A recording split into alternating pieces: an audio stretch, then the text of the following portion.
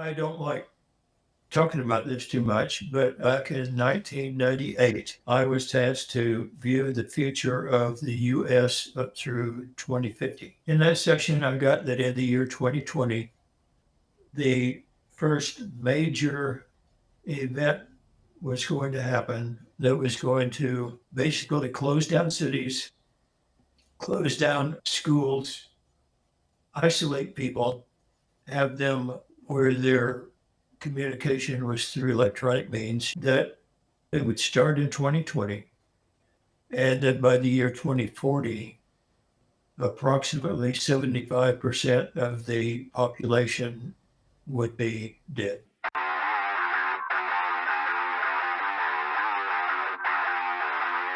Joining me on the podcast today is Lynn Buchanan, a former U.S. Army intelligence officer who was played by George Clooney in The Men Who Stare at Goats. Lynn was a trainer for the now declassified but top secret Project Stargate, whose task it was to train the U.S. military to become psychic soldiers. He is a gifted remote viewer, a psychic, the author of The Seventh Sense, The Secrets of Remote Viewing, and a man who has led an extraordinary life. This is Eyes Wide Open with me, your host, Lawrence Easman. And if you want ad-free podcasts, behind-the-scenes footage, exclusive content, and great offers on live events, please join our community on locals.com or Patreon. Links in the description below. And now, it's time for our guest. Lynn Buchanan, welcome to the show. Well, thank you for inviting me. I've been really looking forward to this conversation because over the past 18 months, I've kind of been, engrossed in the area that you are, exceptionally skilled in, which is remote viewing. But I know before we get into remote viewing, I know that you began your career, your extraordinary life, not began, but, you worked for the U.S. military intelligence. Can you tell us about, how you found yourself working for the U.S. military doing remote viewing? Tell us a little bit about your background, Lynn. Okay, well, my background is in guided missile work and computer work and other work that I can't mention for the intelligence services. And over in Germany, I was working as an intercept operator. And an incident happened, which is barely covered in that movie, The Men Who Stare at Goats, which is a joke, But I have always had this TK ability, which has been a TK, more telekinesis, does that mean? telekinesis or psychokinesis. All right, mind over matter. It's always been more of a burden than a blessing. And I got flaming angry one time. And the intelligence station, basically just the computers burned out. And anyway, our commanding general back in Washington, General Bert Stummelbein, got wind of what had happened. He came out to the unit there in Germany and said, he got up in my face and he said, "Did you kill my computers with your mind?" And I thought, I'm going to have grandkids paying for computers still. And I said, "Yes, sir, I did." And so let me just get this straight. You were stationed in Germany, and you found that you had a telekinesis natural ability, and that you used this natural ability to attack computers. Yeah, I know that since I was 12. But anyway, this grin came over his face, and he said, "Far effing out if I ever got a job for you." He took me back to D.C. to start a unit that would affect enemy computers. And Congress would not fund that. They got caught back in the 60s doing mind control experiments, and they got burned for it very badly. And they said, "This smites of mind control. We're not going to do that, not going to fund it." So there I was in Washington, D.C., no job and, no assignment. So he took me out to this unit out at Fort Meade, Maryland, and put me in there. and it was the remote viewing unit. And they read me on, which is where they have you read this piece of paper that tells what the unit really does, not what they tell the public they do. And I read that and I thought, this is crazy. The military doesn't do this. And sure enough, they did do it. They did do the remote viewing, and it became an interest of mine and was just fantastic. And I loved it. It was the most interesting, probably the most exciting military assignment I'd ever had. Yeah. So let me give a little bit of a background from my perspective. I kind of got into this more deeply recently when I discovered a declassified CIA document, which it's subordinate reporting to his superior. And he's reporting upon his experience with the Gateway experience, which was in the Monroe Institute. And he was reporting back to his boss, basically saying that we have studied the Gateway experience and other things, and we can confirm that astral projection is real, time travel is possible, remote viewing and telekinesis are all real and are all possible. And in this document, he lays out, how time and space work and, all of these amazing ideas about what led to Project Stargate. And Project Stargate, as we understand it, is the US military's attempt to create a rival to the Soviet era Russians' psychic unit where they were creating psychic soldiers. And this Project Stargate was America's response to the Russian effort.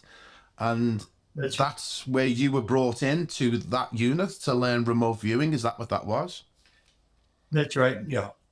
Yeah. And the thing is about all of the stuff that is considered woo-woo, it's been scientifically proven over and over and over in laboratory experiments, strict, squeaky clean experimentation. And the general scientific community decides we don't believe it, so therefore we're not going to publish it. We're not going to do anything, But yeah, it's real and it's usable. And we used it. We used it to spy on other countries. Yeah. Amazing. So for people that don't know what remote viewing is, can you give us, an explanation of what remote viewing is and how you used it? Yeah. The common term remote viewing today is the new age word for psychic and covers just about everything. What the military used has basically no relationship to that at all. The military's use, one has intuition to some degree. They have some psychic ability to some degree, but the ability is in your subconscious mind, and it rarely ever comes up to the conscious mind. So a man named Igno Swann developed basically an interview and report technique where you interview your subconscious mind, ask it questions about something somewhere in space and time, and get the answer and report it. And so the method that the military used was not psychic. It was an interview and report process where you interview your own subconscious mind. And as that goes, you can teach it to anyone. And whatever psychic ability they have, they can use it. Not only that, but once you learn to communicate with your own subconscious mind, you have to communicate in its language. And that's the whole secret of the CRV, controlled remote viewing, that we used. Let's say somebody speaks Swahili and no English. You don't speak any Swahili, so you ask them a question in English and you get garbled for an answer. It's the same when you interview your subconscious mind. You have to learn to speak subconscious. And that's what was developed. Once you do that, you can not only ask what's going on over in some building over in a foreign country, it knows why you do those things you don't want to do, why you don't do the things you want to do. And once it learns to communicate with you and you with it, all you have to do is ask and you get the answer. It's a fantastic thing that not only works for spying, but for many, many aspects of your life, and your own personality, your spiritual life, your emotional life, everything. So anyway, the interview and report process actually starts with what Igno Swann, who invented this, pulled from martial arts. And we start out by training a person, we say land. Make a graphic with a pen and paper of land. So you go like this. Now let's do water. Okay, like that. And we do this repeatedly, thousands of times, to where a person, when they hear the word water, they would go like this as a reflexive response. Then we can ask a person, okay, I have a sealed envelope here with a picture in it. Ask your subconscious mind what's on the picture. And your hand will go like this or like this.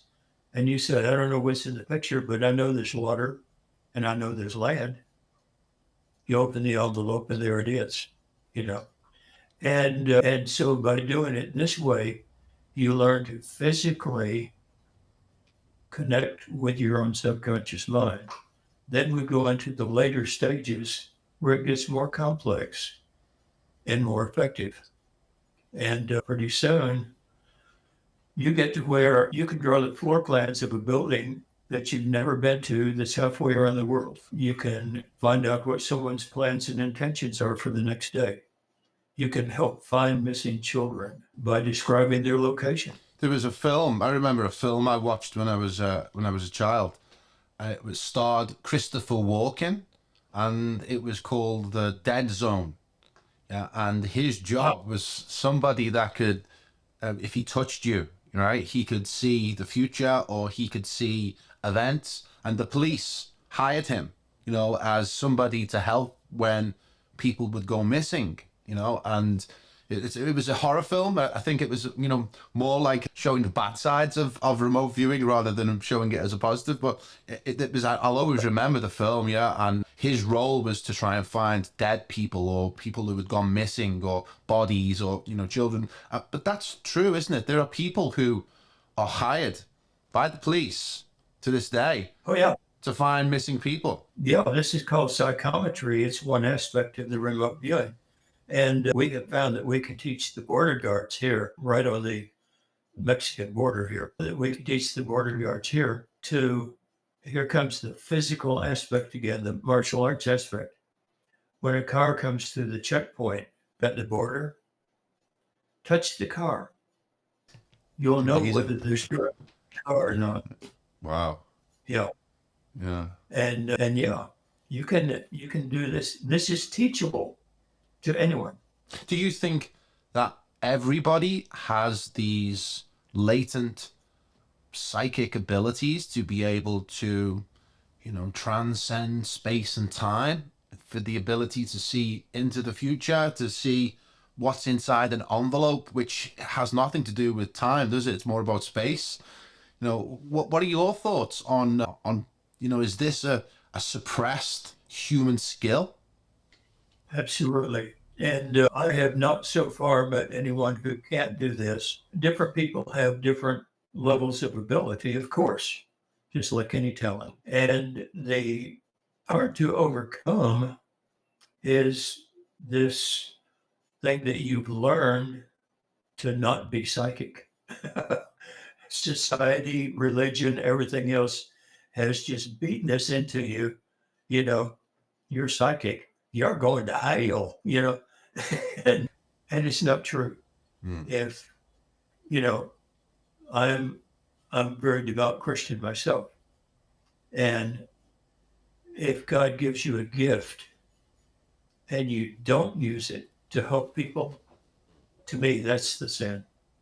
Well, there's a very famous Catholic priest. He's dead now, but he was sainted very quickly. His name was Padre Pio. Have you heard of him? So he is an Italian Catholic priest, but he was undoubtedly endowed with psychic ability, but the Catholics didn't want to call it psychic ability. And people would go to confession, right? And they go into the confession box, and he was able to see the sin before the parishioner told him what the sin was. Yeah. So he was he was a fully adept at the various facets of psychic ability. He could remote view, he astrally projected. Yeah, but I think he was a little bit suppressed by the Catholic Church because they didn't really want that kind of information coming out. But when he died, he was beatified very quickly, and he's now saint. But so in terms of remote viewing and how it works, because people listening to this who are of a skeptical nature, will think, this is crazy. It's beyond the physics as I know it and I understand it. And that's what I liked about the declassified CIA document. It gave a scientific explanation of why and how this works, in which he's talking about how we have at least two realms, is the finite universe, which is time and space, linear, and then the infinite universe, which doesn't have any time or space. Everything exists in the same moment. And ultimately, he kind of says when we do hemisync, when we're synchronizing both hemispheres of the brain, that we're able to tap into the infinite and as a result, access all of the information of the universe in one moment. What's your understanding of the physics of how this works? Well, how it works. People ask me, where does the information come from? And everyone has tried to figure this out. Everyone has found some explanation that to them makes sense. They hang on to that explanation like they're lost at sea and it's the only thing that floats. And they won't give it up, even if you try to save them from it or whatever. The fact is, I don't care. I know it works. I know how to use it.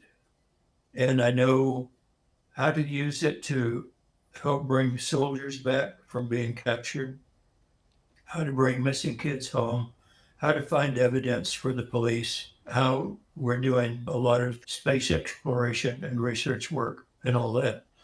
And I know it works. And early on, I kept thinking, I've got to figure out how this works and why it works and all this. And at one point, I just decided, hey, it works. Use it. And so to answer your question, I don't know. Good answer. Yeah, it is. Well, again, it's probably, it's above and beyond our comprehension as human beings, isn't it? Because, we decipher the universe through our five senses, and this seems to be above and beyond our five senses, and therefore it's difficult for us to comprehend and articulate the concepts behind it. Now, I come at this from the position of a believer, not because I think the information is cool, right, but because I've actually done it myself, right? Yeah. I'll just tell that story quickly because I think it's relevant and it's interesting. Is that I've always been interested in hypnosis, self-hypnosis, because it's about accessing the right brain, isn't it? It's about accessing the unconscious part of the brain and where all the creativity lies, and all these interesting ideas and concepts can be understood through the accessing the right brain. So I was doing some practice with self-hypnosis, and I was doing some automatic writing in which you put yourself into a trance, and words come out, and you try and decipher them, and you use them for asking questions and getting answers from your subconscious. And at the same time, I was reading some remote viewing books. I read Penetration by Igno Swann, which we'll talk about later because it's really interesting. Some stories in there, and also Psychic Tracks in the Wilderness by Graff. I think his name was Graff. Yeah. Dale Graff, that's it. And I was reading the stories about remote viewing, and I thought, I really got to try this. This is just incredible. So I adapted the automatic writing procedure to get me into the trance state, and decided to do it with drawing images. And I had a few trial runs, and there was some, little bits of success in there. And then I had an absolute total success with my father. He was in another apartment, and I said, look, right, Dad, I think I'm going to be able to get this done now. I want you to get up a picture on the internet, and I want you to just stare at the picture, put yourself in a relaxed state, and I will see if I can receive the information at the same time. So we did it, and I said, when we're finished, we'll exchange images at the same time so there's no cheating, right? So I'm drawing away, put myself into the state, drawing away, and I drew various images, but one in particular was a famous building in Liverpool where I'm from called the Liver Buildings. And time was up. I said to my father, let's exchange images. He sent me what he was looking at, and I sent him what I drew. And he sent me a picture of the Liverpool Liver Buildings, and I sent him a drawing of the Liverpool Liver Buildings, and it was amazing. We were just like, wow, what's just happened there? But it wasn't just the drawing of the building. It was at the same angle as the photograph. So it wasn't just, a random, it was actually as if the camera had taken that picture. So in that moment, to me, it doesn't matter what any skeptic says ever again. For me, it was proven in that moment that it works, and it did work, and I've got evidence of it. So that's really, really kind of piqued my interest in this subject. And that's, one of the reasons I, hunted you out, as it were, because I'm speaking to one of the masters of this field. So yeah, so for the skeptics listening, I'd suggest maybe having a go themselves. That's it. People ask me for a demonstration, and I've gotten to where I'm not going to spend my entire life demonstrating that it works one person at a time to almost 7 billion people now. But you get a person to try it for themselves, they see it works. That's what proves it. If I give a demonstration and prove that it works, it only proves that I can do it. It never proves that they can do it. And so yeah, when somebody wants a demonstration, I'll say, okay, here's what you do, and get a pen and paper. Here's what you do, and I have a picture in an envelope. Let's see how you can do it. Yeah. So Oh no, you did a demonstration. demonstration. No, no, you got to do it. You're going to do it. It's repeatable. You can do it over and over. Yeah. So I know it was declassified in 1997, I think. And then that declassified CIA document came out, I think it was about 2003. Yeah, maybe around about that time. And then Hollywood decided that they wanted to do a treatment on this subject. And they made a film called The Men Who Stare at Goats. And I believe George Clooney was cast as you. Awesome, very good, very good. But that film was not a positive take on this science, this insight. It was an attack. It was trying to ridicule the whole Project Stargate era. And I get the sense that it might have been the CIA or the people who declassified it were trying to debunk it in the minds of the public, because they didn't want people, picking up this information and finding out more details of what's really going on behind the curtain. What's your take on that film?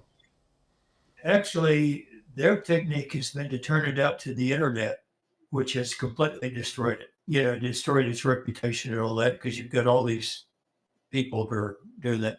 The John Ronson,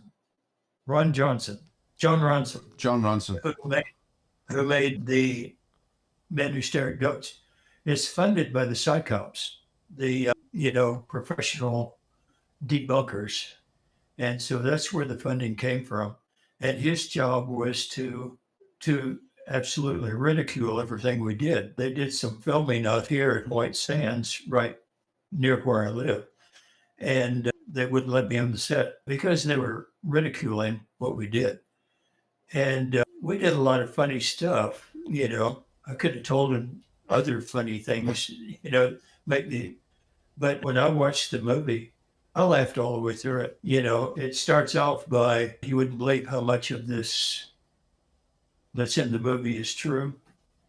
And except for the plot of the movie, which was designed to add, compact 20 years of people and events into one story, except for the plot of the movie, it happened.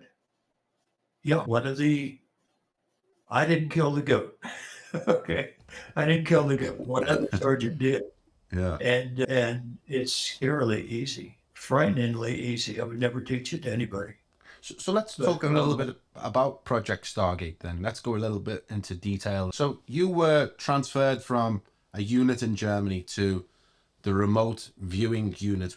Was that Project Stargate? Yeah, and was you brought in as a practitioner to be trained? Because I know later on you became a trainer yourself, didn't you? You were training psychic soldiers. Yeah. Yeah. I became the unit trainer. Yeah. When I went in, it was Project Center Lane. It's had lots of names, hasn't it? Yeah. It had 7 different names. They would have the project. It would be a black project. And as soon as it got discovered, they would disband the project completely. And the next day they would come in and they'd say, here's some different rubber stamps. So you're in a new project now. Keep working. And so it changed names 7 times. And people now say, well, did it just change names again now that we've been told that it was disbanded? I don't know. Mm-hmm. I retired. They don't tell me secrets anymore. My standard answer is the government would have been foolish, absolutely foolish, to get rid of this project. But even because if the enemy or China or Russia or whatever other countries have their own psychic unit, they're going to have an advantage over those who don't. So it seems to be like it's imperative in any kind of arms race, that you've got a psychic unit heading off on the astral plane against other psychic soldiers. I have kept up with this. The others are still developing. In fact, now that this is declassified, some of the other countries are coming over and learning the controlled remote viewing, taking it back and developing their own units. Yeah. Mm-hmm. So when you joined the remote viewing unit, what kind of projects were they working on at that time? Because I know that it was initially began because the Russians had developed it before the Americans, and they were having some success in viewing military installations, military targets, being one step ahead of the enemy on the battlefield. Tell us a little bit about what kind of projects you were working on when you joined the unit. When I went in, they were looking for Terry Waite, who had been captured. And Terry Waite. Terry Waite. Oh yeah, I remember him. Yeah. Yeah. Yeah. And we found him, of course. But then we did projects on, of course, Saddam Hussein, the attack on Grenada. I predicted the meltdown of Chernobyl 4 days before it happened. And, we were always doing this kind of work.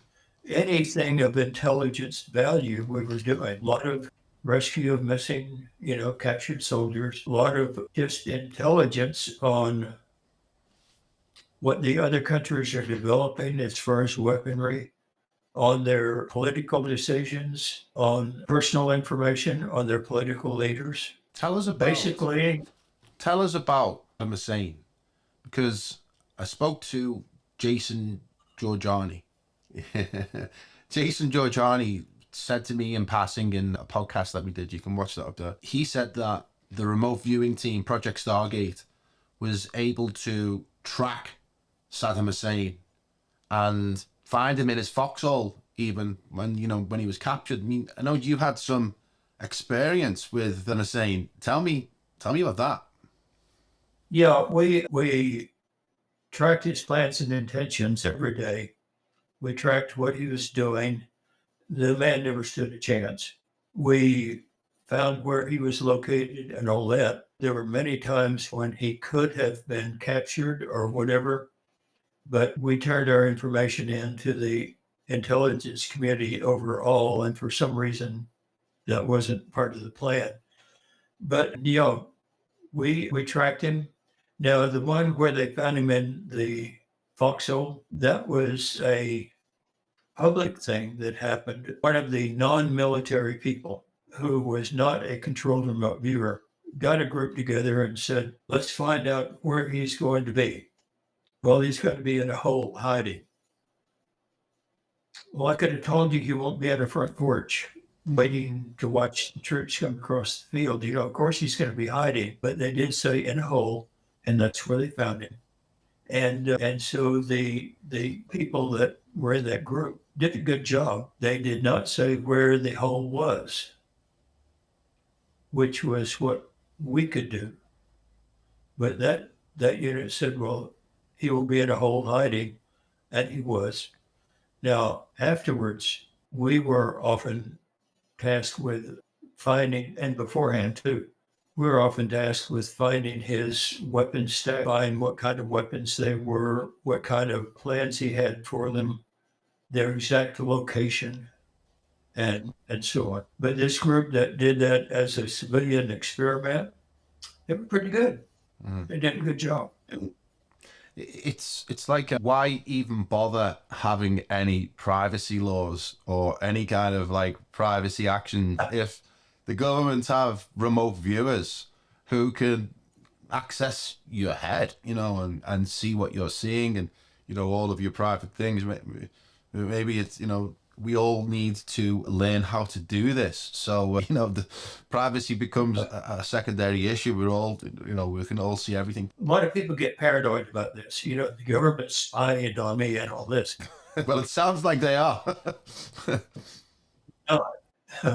This is so labor intensive and so much work, even after the session, which is a ton of work. You've got all the reporting to do and all of this, that it's just not being used. Aside from that, there was originally Presidential Order 11905, which was replaced by Presidential Order 12333, which made it a prison offense for us to spy on U.S. citizens.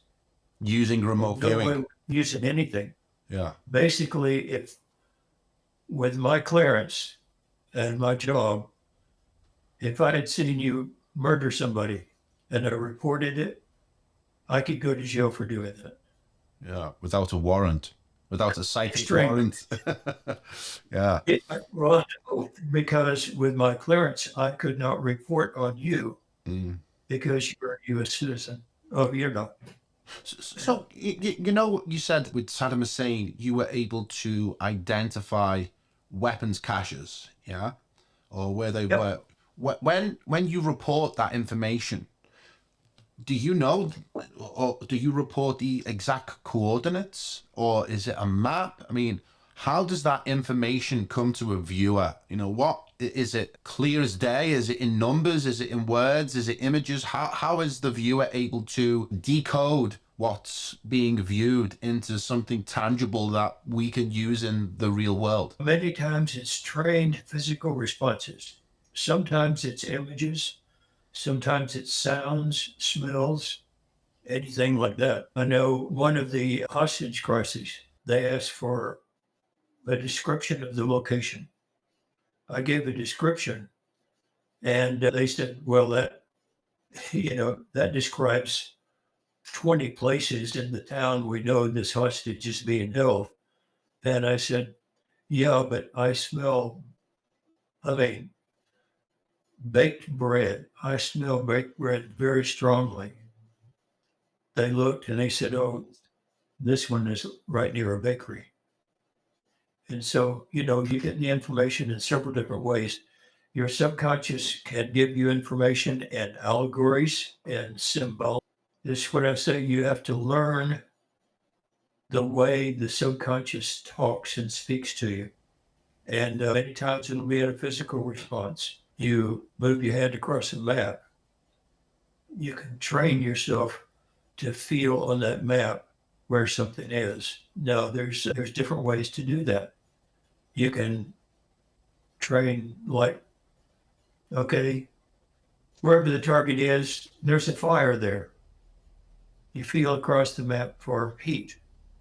Okay, so that is a physical response. When your subconscious when your hand gets to the place on the map where it is, your subconscious will give you the feeling of heat. By the same token, you can say, okay, I'm going to drag a ruler down across the map. And wherever the target is, there's a bump. Oh, there it is. Draw a line.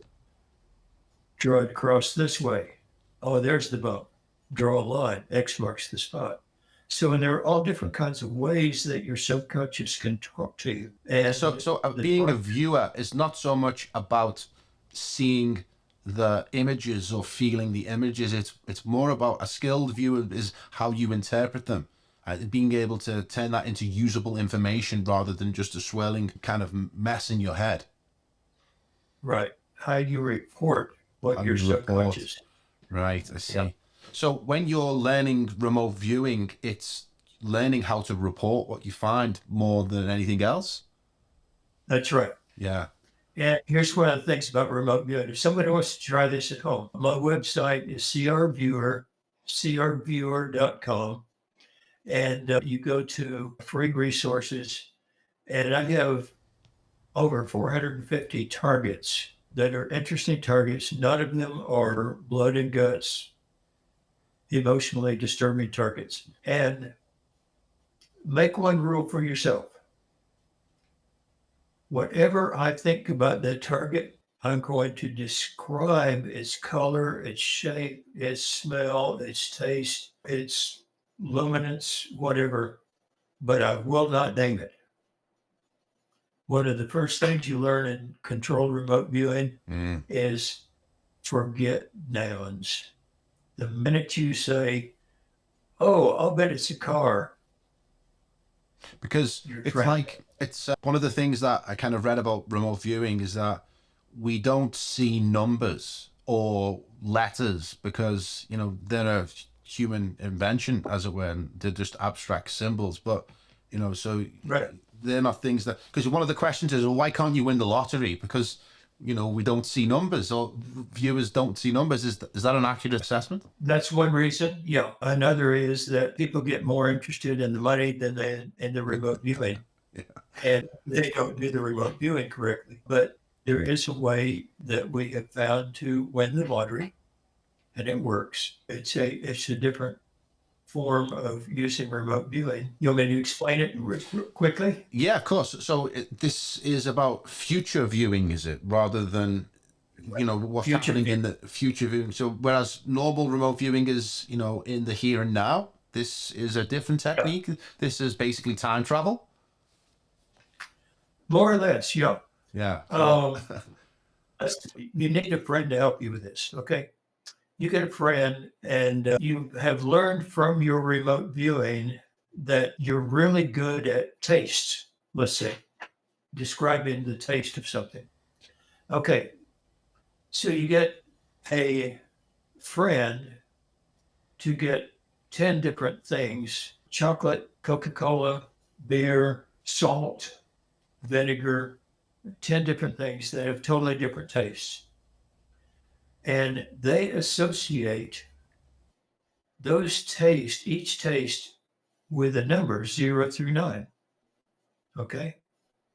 Now, I'm going to test you to see what's on the lottery ball. What number is on the lottery ball? The first lottery ball of the pick 3. Okay.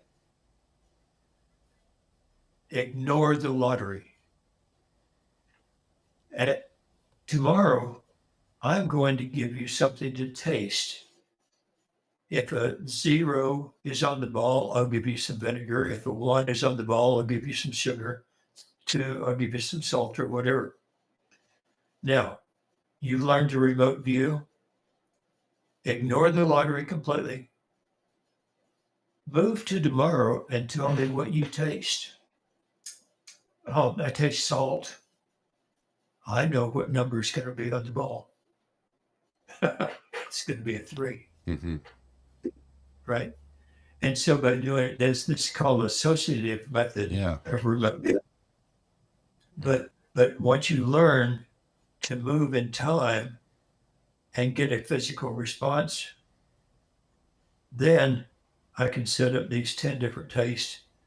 You tell me what you taste, what you taste is going to be determined by what was on the ball. Mm. And so when you tell me today what you're going to taste tomorrow, I will know what's going to be on the ball this evening. So you would put yourself in a you know a remote viewing state, project yourself to some time into the future, and then you have a friend ask you, well, what do you taste? Yeah, and if whatever those tastes are correspond to a number, yeah, and then you can draw the number. I'm going to try it. If I win, Lynn, I'll make sure that you get a big cut of the lottery. Okay. I was on a radio interview over in Dublin, and we tried this, and they had 27,000 listeners predict the stock for a specific stock the next day, whether it was going to go up or down. And the radio interviewer didn't tell anybody what the stock was. He didn't tell them basically what the associations were.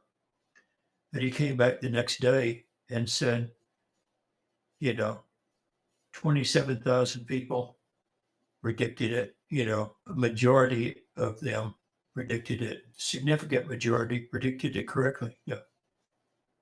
Amazing. So let's take it back a little bit to Project Stargate, because it always fascinates me. I can listen to stories about Project Stargate all night. Now, I know one of the most prominent figures during this era and this project was Igno Swann, who was meant to be one of the most gifted psychics that has, ever been recorded, as it were. And not only, did he view many things, but he invented entire techniques like the remote viewing that we've been talking about. Yep. Now, I've read Ingo's book called Penetration, which there's some amazing stories in there. And he talks about how he was recruited by the American government with, these unnamed government agencies turned up, took him off to some underground base, and he was recruited to view the moon. Right. And some of the stories in that book about what he viewed on the moon are so fantastic, right? And so interesting. And, he was a key player in this entire era. But what he kind of reported was Men in Black, and I heard you talk about Men in Black a little bit. So for people listening, Men in Black is this idea that there's an unnamed government agency that are, working with extraterrestrials that are on Earth in, the human flesh bags. That may not be so far from the truth. What is your understanding of Igno Swann and the Men in Black? Well, Ingo was a good friend and absolute genius, not only psychic, but IQ-wise, absolute genius and extremely talented and all that. As far as the Men in Black, yeah, it's basically a government situation, not only with ETs and all that, but with many different things. You mainly hear about it with ET investigations. But basically, they have an interviewer who is a trained interviewer. And by trained, I mean he will not respond to anything you say. And when people start into these interviews, they generally try to tell a joke or something like that. Don't respond in any way at all possible. And so people think, oh, this is belligerent, I'm in trouble and all that. And it's not so. They're just there to get information. Now, along with that trained interviewer who has basically no knowledge of what he's interviewing you for, is someone from a unit who needs the information. That person sits quietly over to the side and is trained to give no response as well. But that person has briefed the interviewer. The interviewer asks you questions back and forth. And this is in my book, so it's not, I had an experience. I was out at a classified facility one time doing some work, and I met an old Army buddy, and he said, "What are you doing here?" And I said, "Well, I can't tell you. What are you doing here?" Oh, he couldn't tell me. And so he said, well, what's your security clearance? And I told him, and he said, well, maybe I could show you what I do. We went to once they checked me out, they went to a hangar, and there was all this airplane wreckage. We were walking through it. He was explaining how they put the wreckage back together. And I had had a reduction experience. And in that wreckage, I saw that part of the UFO's control panel. And I said, I saw the UFO. And I immediately got the bums rush out of there. But the thing is that the men in black, then, when they found out about this experience, I was up at the Defense Intelligence Agency one time later, and walking to the director's office, and these two men in black stepped out into the hallway, motioned for me to go into this room. So I went in there, sat down, and I knew the procedure by then because I had dealt with them before. And so the interviewer sat there and asked me about 10 different questions, and you would ask them 5 different ways every time just to see if you would trip yourself up.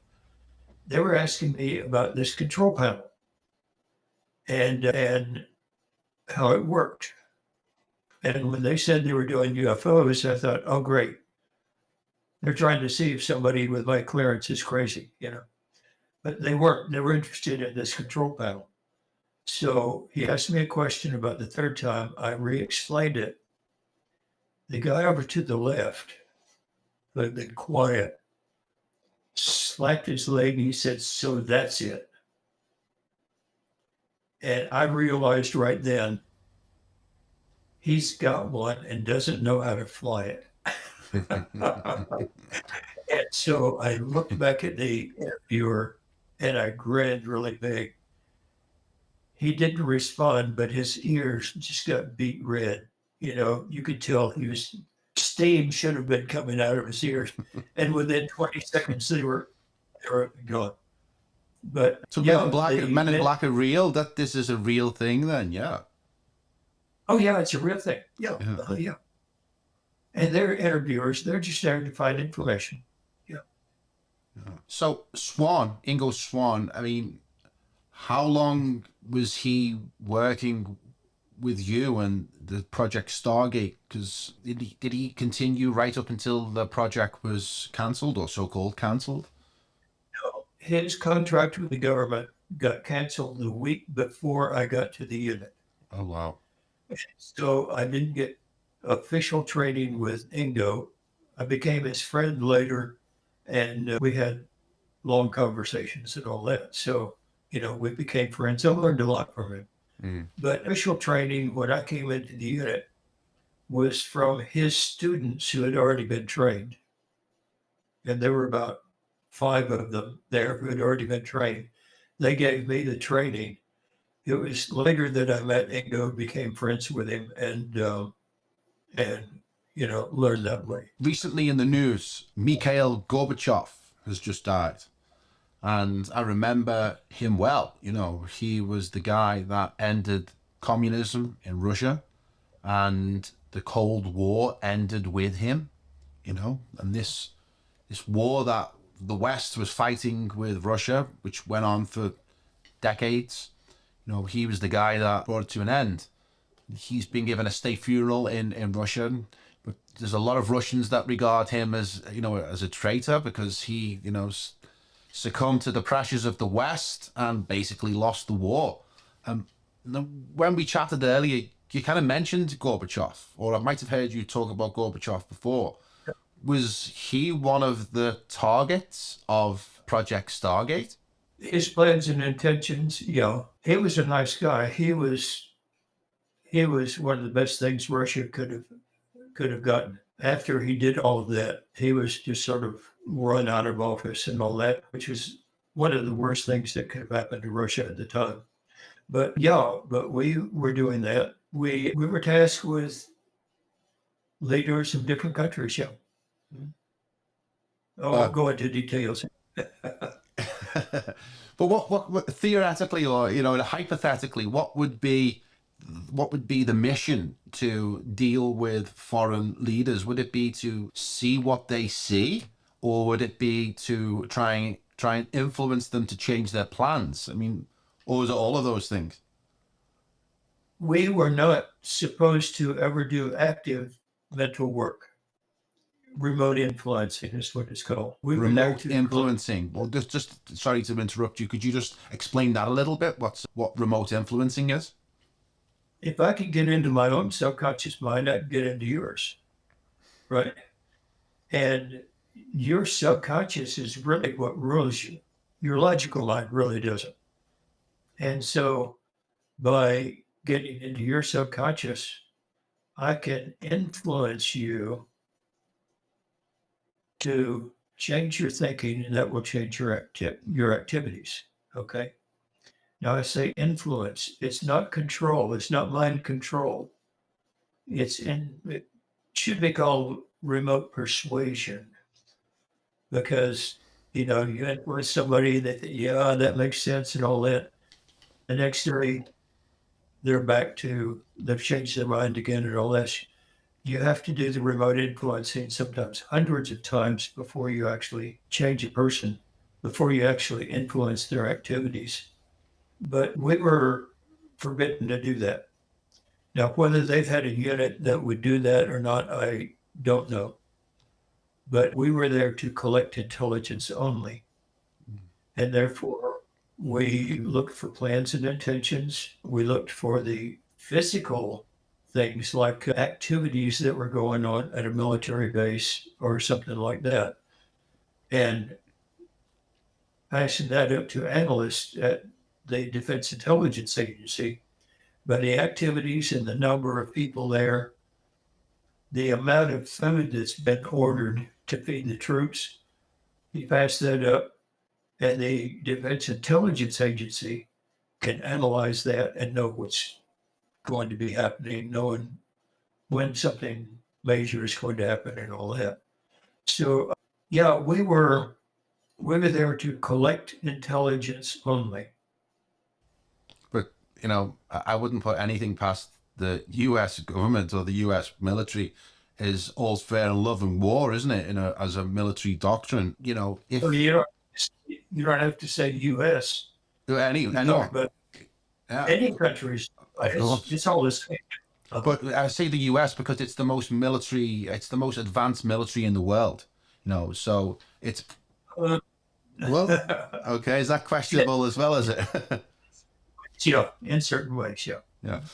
But where I'm kind of trying to go with this idea is if we can have our spiritual sovereignty invaded, right, by psychics, and they can influence our thoughts and behaviors, is there a defense to a spiritual attack? By learning remote viewing and all of the associated tools and techniques of psychic abilities, is it possible to defend against these type of psychic attacks? It is possible. You have to learn how to do it. Yeah. So what kind of, if one was to, if people were listening to this, right, and they wanted to become skilled at remote viewing, but even more importantly, they wanted to stop or defend against somebody attacking our spiritual sovereignty, what kind of techniques would they be able to use to stop that type of invasion? In the CRV training that we give, the controlled remote viewing training, by the way, control doesn't mean that you're controlled as a viewer. It means you have control over the remote viewing. We give you control over the remote viewing. In the CRV, part of the training is protection for yourself. For instance, when you access an ill person to find out whether, help a doctor. Okay. If they're physically ill, that's one thing. So you can use remote viewing to do a diagnosis of somebody who's ill. Oh yeah, no problem. Yeah. Amazing. But if they're emotionally or spiritually ill or mentally ill, that's danger to you as a viewer. You can get sucked into some of that stuff. You don't want that. So we teach protection of the viewer as a normal part of the training. Yeah. Because I think that's something that would definitely be I'd be interested in learning. Yeah, there's some Aikido, some remote viewing defense techniques. Yeah, because I don't want to be getting targeted by the CIA, the CIA's spiritual spooks. Well, we knew that the Russian psychics were trying to find us because they knew we were working. They were trying to find us, and we had to protect ourselves. Yeah. Of course. I mean, that's a thing, isn't it? Is that what we're told officially is that Project Stargate was disbanded 10 years ago, maybe, right? And we're told that all of a sudden the American military said, okay, no, we're not going to do this anymore. We're going to stop doing psychic research and stop having psychic soldiers. But I find that implausible and hard to believe. If they were having success on the battlefield from psychic soldiers who were able to give them just intelligence, just raw intelligence, rather than actual, influencing. If that was really happening, then there's no way that they're going to give up that tool. And if they haven't given up that tool, and it's now another 30 years since it was so-called disbanded, the advancement in technique, in their abilities to project psychic power must be, even more advanced than it was when you guys were doing it. What are your thoughts on the official statement that the US government have stopped using psychic soldiers? I've retired. They don't tell me secrets anymore. No, in a hypothetical universe, what do you think it's implausible that they just stop? like I say, I think they would be stupid Yeah. to do that. But that changes the question entirely. Do governments ever do anything stupid? Every day. Yeah. Every day. So they don't tell me secrets anymore. I don't know. I think it's an important question to try and find the answer to, because if it is true and governments have become, or highly top secret parts of governments are actively using psychic techniques in order to manipulate world events, whether they are elections, whether they're wars, who knows? I think it's important that we know that that's happening or not.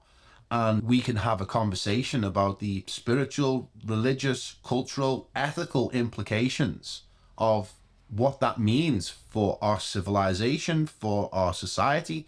Is it a positive thing that, we are developing these techniques?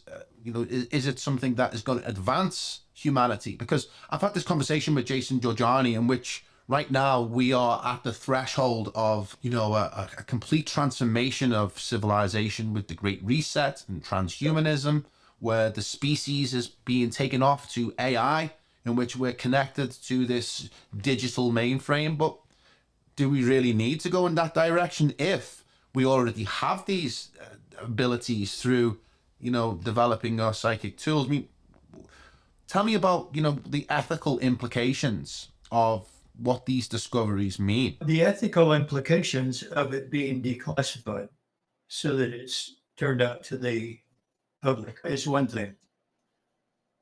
You say, we need to know what the governments are doing and all that. Too bad. You're not going to know. Okay.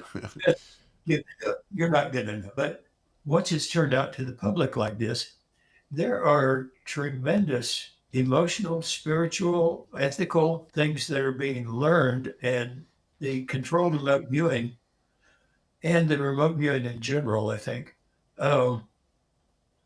is helping people very much. You get in touch with your own subconscious mind. It's smarter than you are. It's there to protect you. People who are paranoid or have the emotional problems, one of the big problems is they don't know themselves. And of course, psychoanalysts, psychotherapists, and all that make a living off of being able to connect you to your subconscious. Well, there's a way you can do it yourself. and you can be trained. And once you do, you find out that you have an inner friend who's extremely intelligent, extremely fast, that can be depended on. And yeah, it changes your life for the better. The spiritual impact. One of the first things you learn in this is that whatever you've learned about time, throw it out. It's not real, not true. Whatever you've learned about space, you learn a little bit later, throw that out too. Whatever you've learned about the spiritual aspect of humans has been colored by belief systems and all that. You learn that it's not that at all. And once you get in touch with your inner self and what's beyond your inner self, oh yeah, changes everything. Did you find that your experiences within this realm brought you closer to God? Is it made you more of a believer in life after death? Has it, made you more positive about life itself? Yeah. Yeah. Let me give you one session that happened. I had been doing Saddam Hussein and other bad people, other crazies, and it was wearing me down. It really was. I went into our director and I said, look, give me Moses the Clown, give me Mother Teresa, give me something give me a change, And he said, you're a soldier, do your damn job and get out of my office. Okay. And so continued on for a couple of weeks more. And then one day the monitor came in and he was sealed envelope. And he said, we have a personality assessment on a person. And a personality assessment is where you observe the person and report their activities and what you observe. Plans and intentions is where you get into their mind and into their thought. Okay. But they wanted a personality assessment. So I started off, and one of the first things I said was, I don't think this is a good target. This is a good guy. And the monitor said, hey, do your job. So I did the job. And at the end of the session, most of my report was, whatever evil you think this guy did, he didn't do it. In that session, I had what's called a perfect site integration or bilocation in Igno terms, where you cannot tell that you're not at the site. And I'm standing here in front of this person and interacted with the person. And this person was so pure and so good that I felt like I was just grudging nothing. And he let me know that it was okay, that whatever bad I had ever done, he'd seen worse. Whatever good I've ever done, he's seen better. That I was just me, and he accepted me. Yeah, just like that. So anyway, came out of the session, and I said, whatever evil do you think this guy did? He didn't do it. And so the monitor said, well, let's see who the guy was. He opened it up, and our director had handwritten on a piece of paper, Jesus. And I'm not saying I met Jesus face to face in person and all that, but I met Jesus in the remote viewing session. And what I learned was everything I've ever felt guilty for, he's seen worse. Everything I've ever been proud of that I did good, he's seen better. He didn't care. He accepts me like I am. And that changed my life. Wow. Yeah. Yeah. So it sounds like it's had a very positive experience on you and your life. Yeah. Yeah. So let's talk a little bit about time loops, because Yeah. that's a really, really interesting part of remote viewing and telekinesis and stuff, because Yeah. it's one of the, you know, the challenges of scientists, isn't it, in the physical realm, to try and describe time loops. And it's one of the challenges of any film director, of how well he handles time and time loops, because the concepts involved are so strange and they have so many multiple implications in many directions. I mean, I think one of the best films that deals with time is Back to the Future. I think Yeah. they really handle the story well. But in remote viewing, in a time travel remote viewing, where you look into the future and you can see things that can benefit you in the present, Yeah. whether that's inventions, whether that's important information that you can bring back and utilize. How does that work? Because wouldn't taking something from the future and bringing it into the present alter the future from which you took it from in the first place? I mean, explain time loops from a remote viewing perspective. Okay. As for how does that work, I can tell you exactly. It works really well. Yeah. The associative remote viewing. What do you got to taste tomorrow? Solve. Ball number is going to be 3, and so on. And yeah, you're making a time loop where you're going to the future, gaining information, bringing it back, and using it now. You can also do that with the past. You can gain information. A writer can find out what really happened in history, not what the history books say. And, history is written by the victors. And you can, does that influence the future? Absolutely. Because now you won the lottery, yeah, your future's going to change.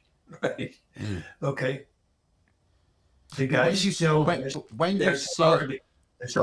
see the, sorry to interrupt you. So when you see the lottery numbers in the future, are you seeing your lottery numbers? You don't see the lottery numbers. You forget the lottery. Yeah. You taste salt. Yeah. And but you're trying to see a future event, that is has already happened. You're trying to see a future event that you can predict and will happen. Yeah. You should have your partner will be there to give you that salt or that vinegar or whatever. Is that event written in stone, or can that event change? So is it something that's fixed in space and in time, or can you? That's the secret of art. If he's not there to give you that taste, your prediction will be just a guess. It won't work. You set up a future event that you will make happen come hell or high water, no matter what. And that you can predict with accuracy. If that future prediction event is based on something in between, then you'll know what's in between. Okay? But you've got to make it happen. If you don't, your prediction is worthless. Yeah. Mm. So can you alter the future through your prediction of the future? There is a theory that has a lot behind it that says you cannot remote view anything without influencing it in some way. Yeah. Yeah. And so the answer is yeah. Because it implies either that the future is plastic and it can be manipulated by whoever it is that wants to claim the future, or also there are multiple futures, like the idea of the multiverse that can go. I don't really buy into that myself, but that there can be multiple, people, multiple versions of me in multiple futures that chose different things at different times. I have no belief in that, whatever. Okay. I don't believe it at all. But yeah, you can change the future. For example, after 9/11, Okay. I was tasked to predict the next terrorist attack. I did, and I predicted the results of that terrorist attack. There was going to be a ship coming up outside of Georgia. They were going to bring some plant pathogens in and destroy some crops just to rub their nose in it and show that they could do it. And so I reported my results, the location and the time and all that. They were there. The ship came in, the little dinghy came in, the people came in with their canisters. They got arrested and they never got to destroy the crops. Okay. So I had predicted the event, the time, and the place, and I had predicted the crops being destroyed by the pathogens, which never took place. So, yeah, the prediction had changed that part of the future. Okay. And made my prediction wrong. Hey, I'll accept that. You know, I'm glad to be wrong in this case. And this is one thing you have to learn about predicting possible future events. Just like the weatherman says, next week there's going to be a storm or something. Okay, between now and then, he's going to change that prediction according to changes. When you predict something that is not, that you have not nailed in time, you have to do updates just like the weatherman. And the Interesting. closer you get, the more accurate you're going to be. Yeah. As someone, as I can imagine, spends a lot of time thinking about the future and trying to see what's happening ahead. I mean, what did you see before the events of the last 2.5 years, in which we've saw immense global change with the pandemic? Is that something that came through any of your readings or anybody else that was close to you, their readings? And what was the prognosis based upon what it is that you might have saw? I don't like talking about this too much, but back in 1998, I was tasked to view the future of the U.S. up through 2050. In that section, I got that in the year 2020, the first major event was going to happen that was going to basically close down cities, close down schools, isolate people, have them where their communication was through electronic means, through technical means, and isolate people. And then a whole series of things that I won't really go into because it takes too long. That within, it would start in 2020, and then by the year 2040, approximately 75% of the population would be dead. 25% would be left. And after that, after about the year 2040, the remainders, the survivors, would finally get their act together, and this would be a great place to live. As a result, they would clear out the crime, the bad politics, everything else, and that humanity itself would benefit from it. But that in this 20 years, a series of man-made natural disasters was going to just start wiping people out. COVID-19 was a man-made natural disaster. The vacation of the United States, the central is drying out. That's a man-made natural disaster. Dubai has sucked all the water out of their ground.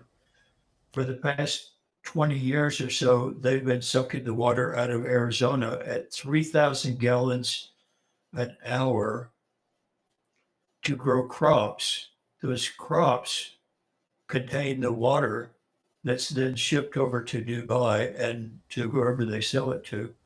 And our aquifer is going dry. Okay. Man-made natural disaster. The US has weather weapons. Russia has earthquake weapons. China has other weapons dealing with that can cause natural disasters. And there will come a time when those weapons, which are much more extensive than the atomic bomb, let's say, will probably be used. I hope not. I hope we can change that future. But so far, you know, Do you so far it's think? going right. Do you think?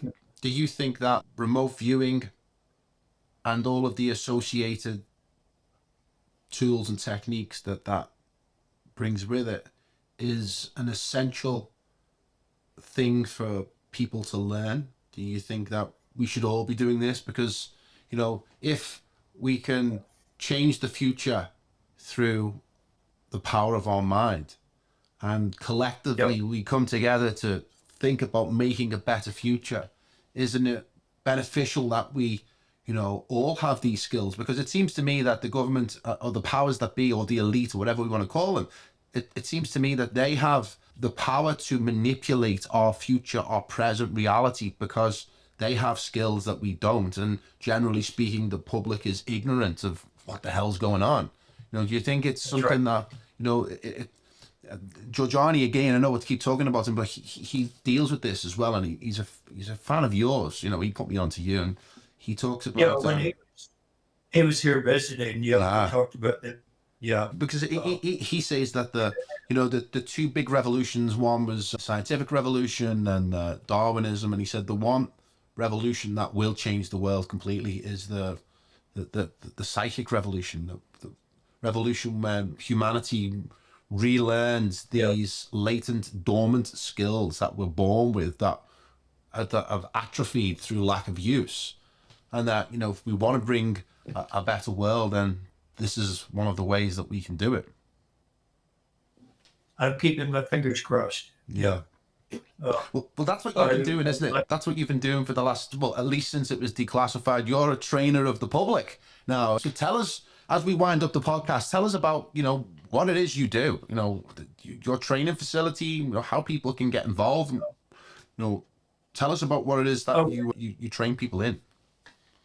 I was doing services along with the training. Now that I have people trained, they form their own teams.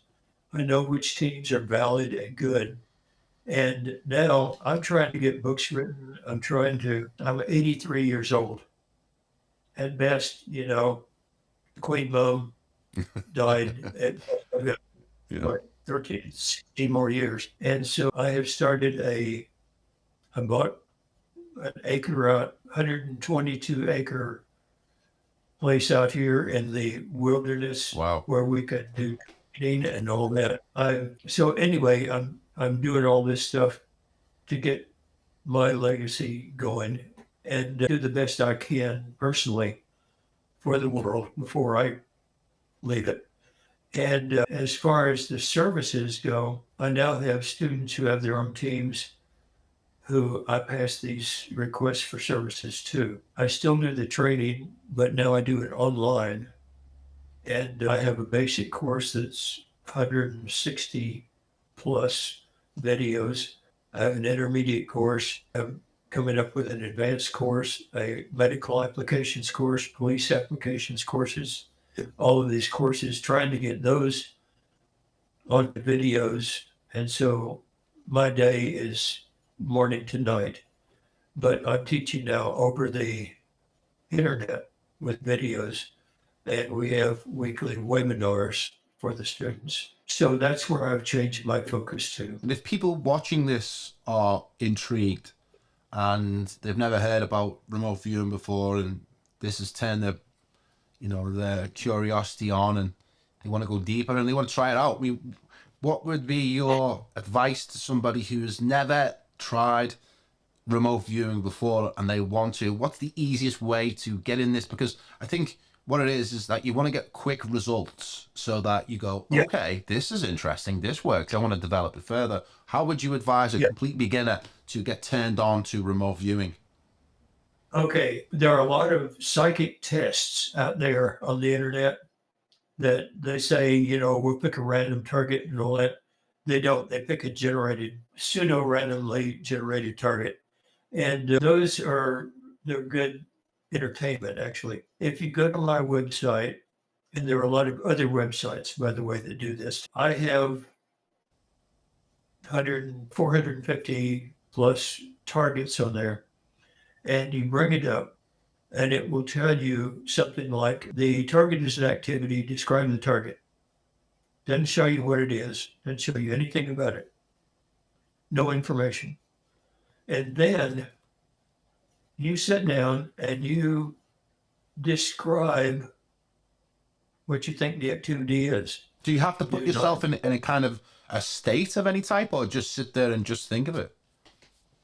Whatever comes to mind, you write it down. Wow. Now, what will come to mind is a noun.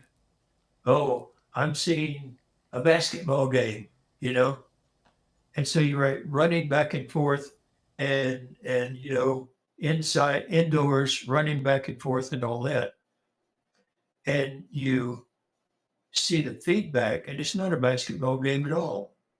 It's maybe pool, you know, a pool where they're bouncing the ball back and forth, pool volleyball.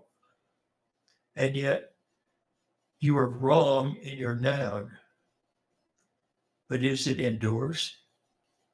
Is it running back and forth? Is there a ball? You know, are they tossing back and forth and all that? And your descriptors will be from your subconscious mind and psychic. Your nouns, forget it. They're going to almost always be wrong. I did one time, and my wife was looking at an image, and I drew a car driving along, you know, a road, and the image was a horse riding on a racetrack. So Yeah. the actual image itself was wrong, but the action and the motion was correct, you know? That's right. Yeah. Your subconscious mind is not thinking nouns. If you want to speak subconscious, forget the nouns. Yeah. If you want to communicate with your subconscious, forget the nouns.